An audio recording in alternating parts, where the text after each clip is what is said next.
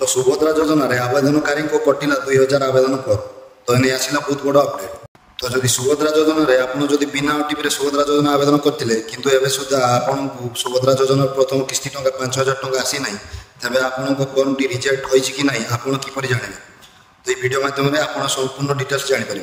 तो चलते video start करा पूर्व जब आप चैनल को नुआ देखुं तो चैनल को सब्सक्राइब करूँ एमती नुआ नुआ इनफर्मेटिव वीडियो देखा। तो वर्तमान समय 2000 हिताधारी सुभद्रा फर्म रिजेक्ट कर माननीय उपमुख्यमंत्री प्रभात परिड़ा सूचना जारी कर काली सुधा 97,000 हिताधारी आवेदन पेंडिंग थिला एवं आज रिपोर्ट अनुसार 100% आवेदनकारी अप्रूव होती केवल अकाउंट भूल जो एवं भूल भट्टिका जो 2000 हिताधारी फर्म रिजेक्ट कर सूचना मिली। तो आपड़ जो सुभद्रा योजना फर्म को पूरण करते ऑनलाइन आवेदन करते तो से समय आपण पाखर कौन पर्सनाल डॉक्यूमेंट कौन स्थान में सबमिट कर केवल आधार कार्ड को भित्ति कर किसी तथ्य से फर्म में पूरण कर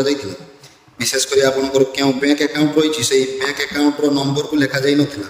केवल से बैंक अकाउंट नाम को ही लिखा जाता जो अकाउंट को ही आपंकर सुभद्रा टंका आसबार था एवं कौन अकाउंट नंबर को दि जाता यार अर्थ आपण पाखे आधार सहित जड़ित एक बैंक अकाउंट निश्चित भाव रहा आवश्यक एवं से बैंक को आपको सुभद्रा योजना प्रथम किस्ती टंका डीबीटी माध्यम जहाँकि 5000 टंका आसो जदि आपंकर सेमती बैंक अकाउंट आपंकर आधार कार्ड सहित लिंक नथिबो तेबे आपंकर फर्म निश्चित भाव रिजेक्ट करा जाइथिबो। तेबे आपण किपरि जानिबे आपंकर फर्म भी रिजेक्ट करा जाइछि कि नहीं।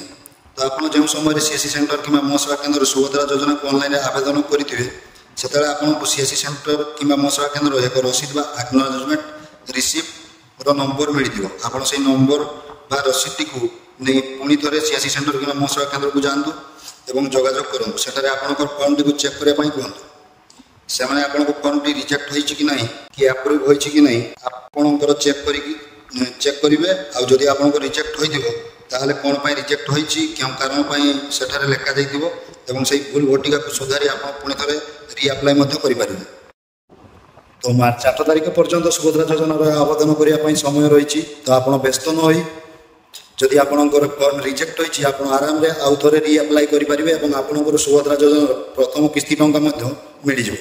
तो जदि अपडेट भल लगी था वीडियो लाइक और आम चैनल को सब्सक्राइब करूँ। जय जगन्नाथ।